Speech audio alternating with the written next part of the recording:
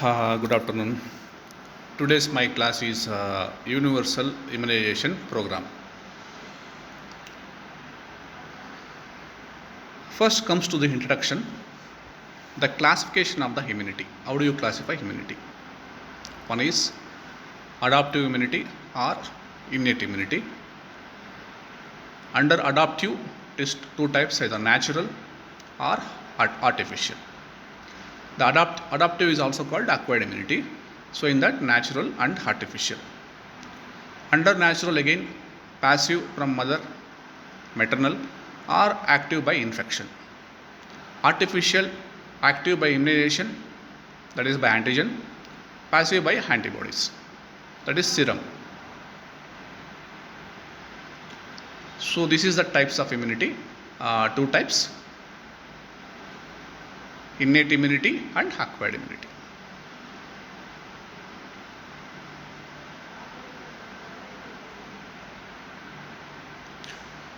What is acquired immunity? Here, it is the immunity in which the person acquires due to natural infection or due to injecting vaccines or its products. So in that, again, natural immunity and artificial immunity. Natural means it is the acquired immunity that is developed in a person mainly due to natural infections.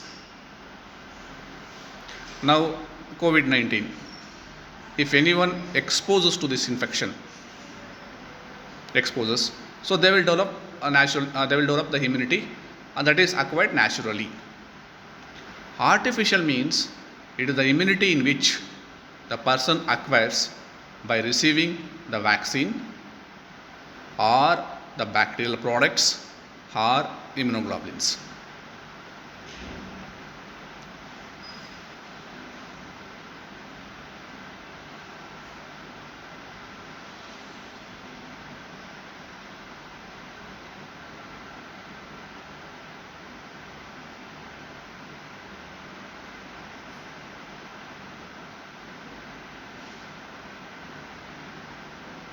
Next comes to the vaccine. What is a vaccine?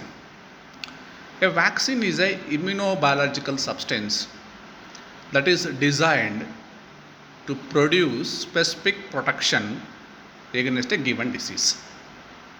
So it is basically a immunobiological substance that is mainly designed to produce protection against a given disease. Vaccination means it is the administration of antigenic material that will produce the immunity to a disease, which will prevent the effects of infection by a pathogen. That is called vaccination.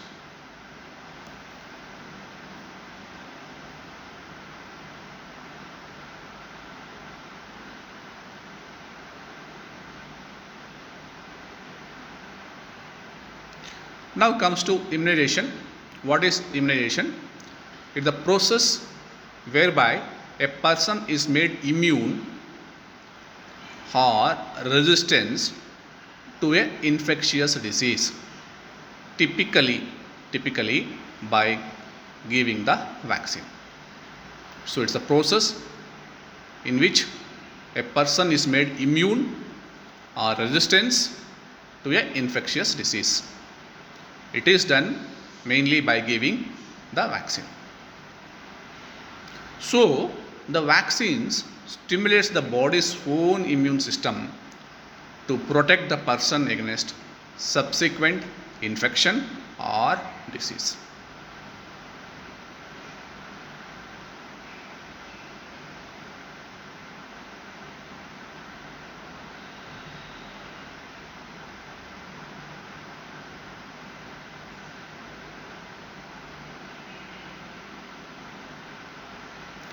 Next, timeline of vaccines, the history about the vaccines. So we got polio, we got smallpox vaccine in 1798, then rabies started 1885, plague in 1897, diphtheria 1923, pertussis 1926, BCG 27, tetanus 27, yellow fever 35, 55 IPV, 63 OPV, 63 again measles, 69 rubella, 82 hepatitis B. So this is the timeline of various vaccines.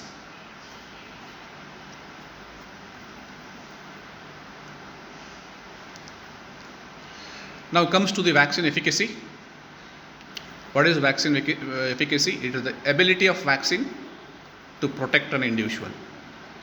So the vaccine efficacy is equal to the attack rate in unvaccinated population minus attack rate in vaccinated population divided by attack rate in unvaccinated population into 100. So the difference between, it's a ratio, and the difference between the attack rate in unvaccinated and vaccinated population. Next comes to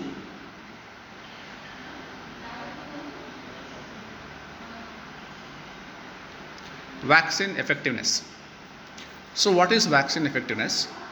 It is the ability of the vaccine to protect the community.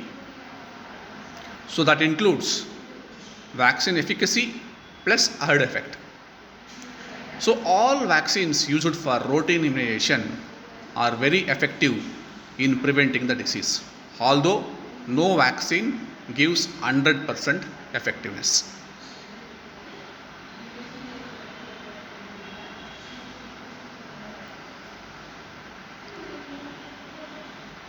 Next comes to the herd immunity.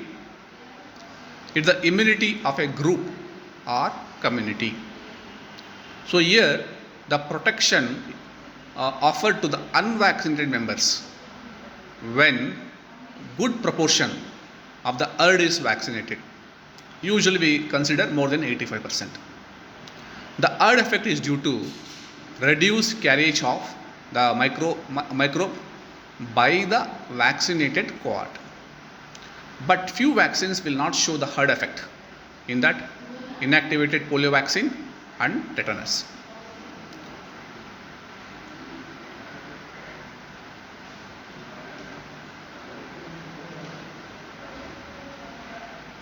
Next, what are the factors which influences the herd immunity? So usually it occurs, it is the occurrence of clinical and subclinical infection in the herd, immunization of the herd, and the herd structure.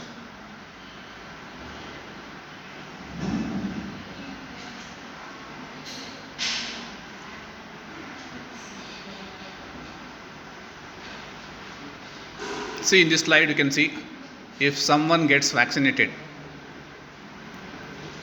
see how the virus spreads. If most gets vaccinated, see how the spreading is contained.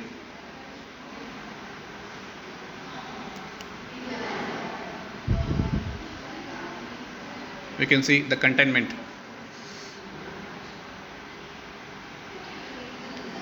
Next comes to the types of vaccines. So the vaccines are two types. One is live attenuated vaccines, examples BCG, OPV, measles. Killed vaccines like diphtheриal toxoid or tetanus toxoid, or killed microbes that includes whole cell pertussis, or subunit vaccines like hip vaccine, hepatitis B, hepatitis A, typhoid.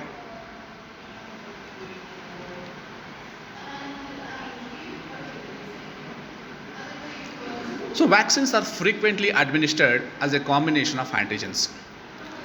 The most widely used combination are diphtheria, tetanus, pertussis, or even MMR, or even diphtheria, tetanus, pertussis, inactivated polio.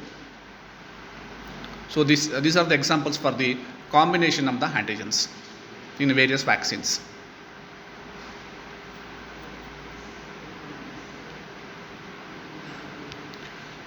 Comes to the disease burden for all these vaccine preventable diseases. An estimated around 2 million people around the world died in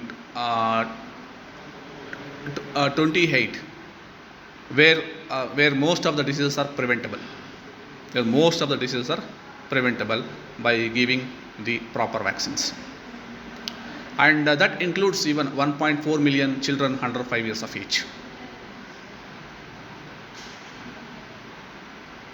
In that we can see the deaths due to various diseases. Comes to the history of immunization program in India. The BCG started in 1962. The expanded program of immunization in 1978. For that, OPV added in 1979, and measles vaccine also added, and they changed that to universal immunization program in 1985. Then 1992 they made CSSM, and in 1997 it becomes a part of RCH. So now it comes under NRHM.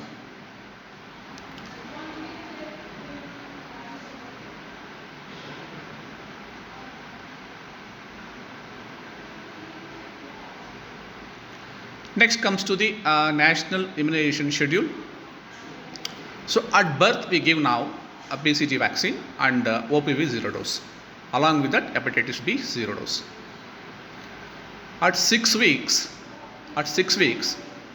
you give BCG if it is not given at birth. Then you should give DPT, OPV 1, hepatitis B 1. But now we are getting pentavalent vaccine that contains diphtheria, pertussis, tetanus, hepatitis B, and IB vaccine, Haemophilus influenza.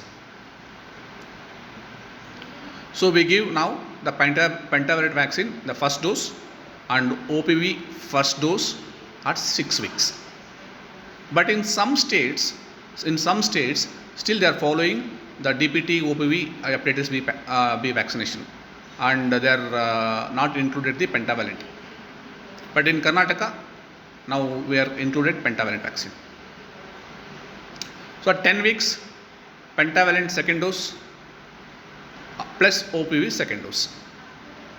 14 weeks, pentavalent third dose, OPV third dose. At 9 months, we give measles, and 16 to 24 months, usually 18 months, we give booster dose for DPT, measles, JE in some states, and OPV. At 5th year, we give DPT booster. At 10 years and 16 years, we give TT.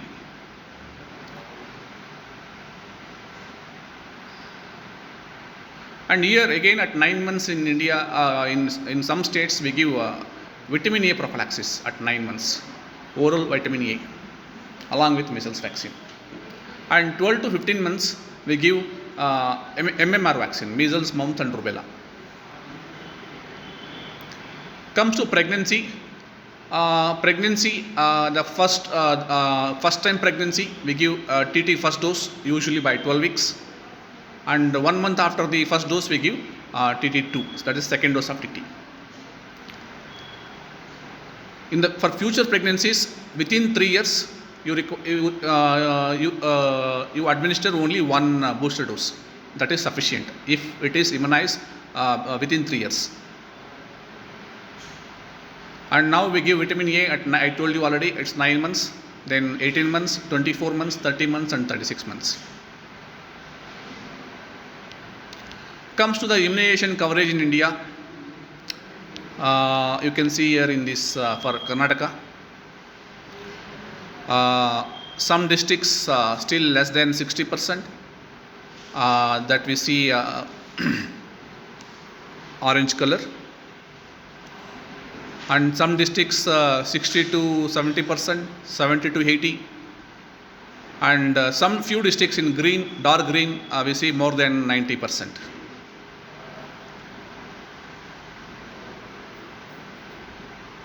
You can see few districts, 3 districts in Karnataka, less than 60%.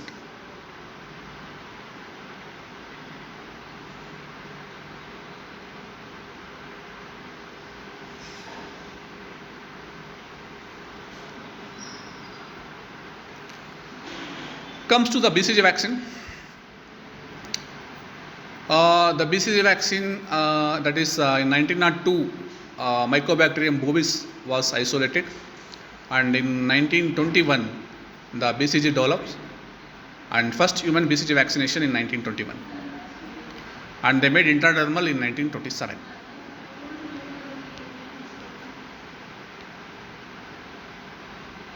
BCG vaccine 1921. We can see the common strains what we use. The Pasteur or Danish. Composition. It is a freeze-dried vaccine, and it contains usually a Danish 1331 strain, and contains 0.1 to 0.4 million live bacilli per dose. And the diluent we use is normal saline, and no preservative for this, and dose is 0.1 ml if you give after 1 month. Before 1 month it is 0.05 ml. Route intradermal. Site is left upper arm, just above the deltoid insertion. Schedule I told you at birth or within 1 month. Efficacy we can see, preventing miliary and meningeal tuberculosis 50 to 80%, and preventing pulmonary tuberculosis 50%. So what are the complications after the vaccination? Normally after giving the vaccination, within 2 to 3 weeks you will have papule, and then papule enlarges in size and then becomes ulcer, and that yields and forms a scar. That is usually that is the consequence of BCG vaccination normally. But sometimes the ulcer may be prolonged, or you can have suppurative lymphadenitis or osteomyelitis or disseminated BCG infections. If the ulcer is very big, we have to incise the ulcer, we have to incise it and drain the abscess, and then for that apply isoniazid powder.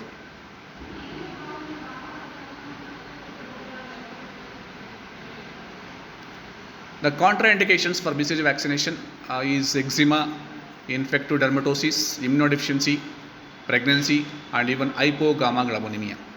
Contraindications for BCG vaccine. So BCG is a question for you. They will ask 5 marks question about BCG vaccine.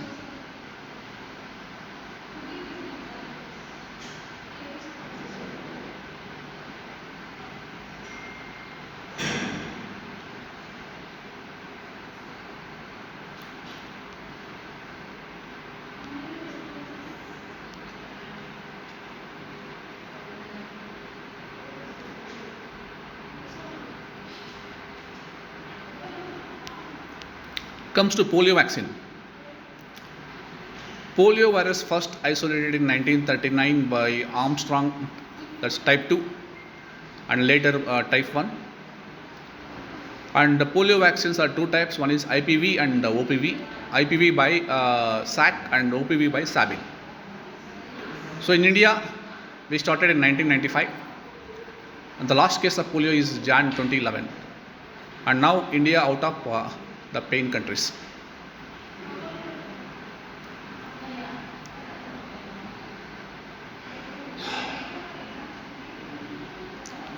OPV.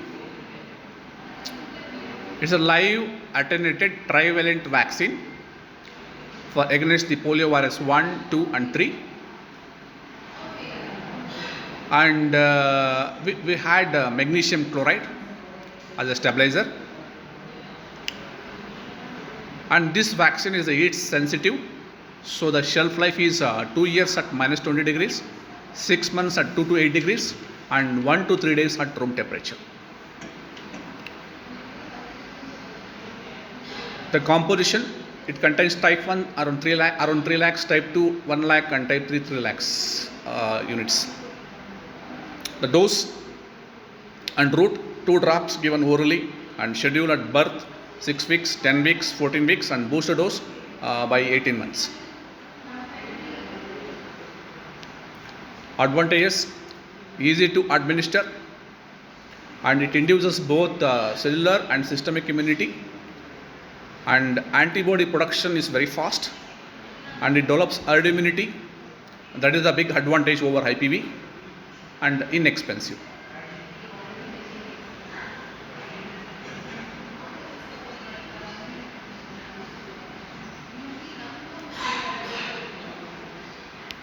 Complications of OPV. Last class I told you in last year in Mandya we had one vaccine associated paralytic poliomyelitis, but very rarely it happens. And one more is vaccine derived poliovirus. That is also one more hazard what we are facing today.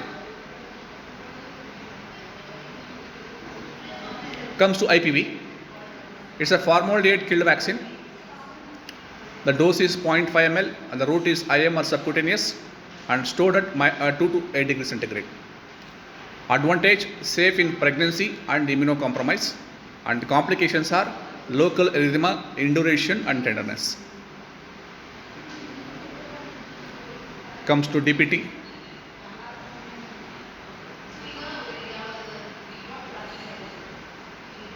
It contains diphtheryl toxide, tetanus toxide and whole cell pertussis, stored at 2 to 8 degrees. Dosage 0.5 ml, route deep IM, and effectiveness is more than 95%. Adverse effects, we can see pain, swelling, fever, or convulsions, encephalopathy, or even Ray's syndrome. Ray's syndrome means fatty degeneration of liver.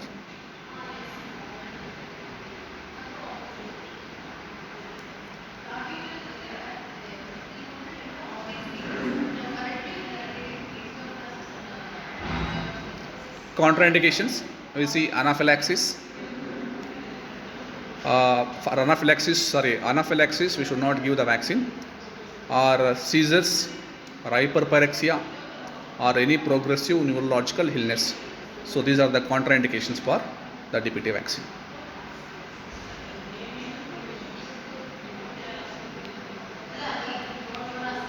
Comes to measles, it's a live attenuated vaccine.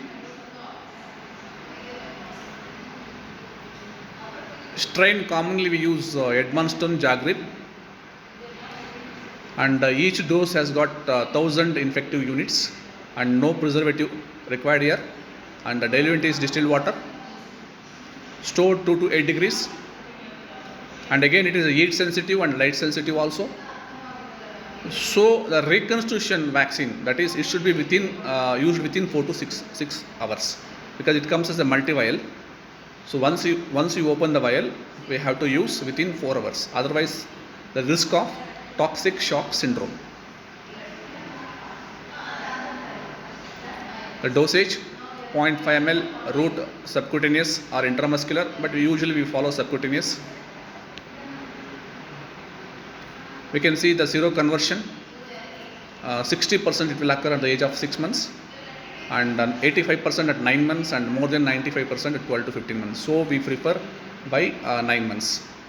But in developed countries like US, they give at 6 months.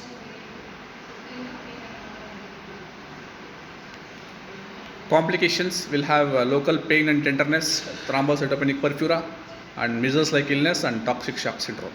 That is because of contaminated vials.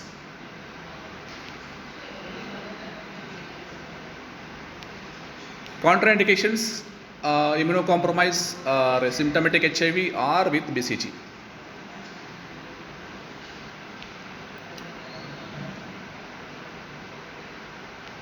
Hepatitis B, again it's a 5 marks question for you.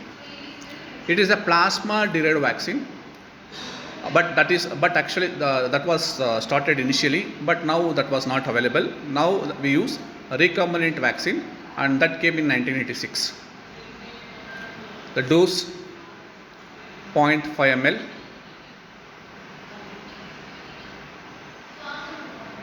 and route is intramuscular, and schedule we give at birth, then 6 weeks, then 6 months. But now we are using in a pentavalent, so there we use 6 weeks, 10 weeks, but in 14 weeks not required.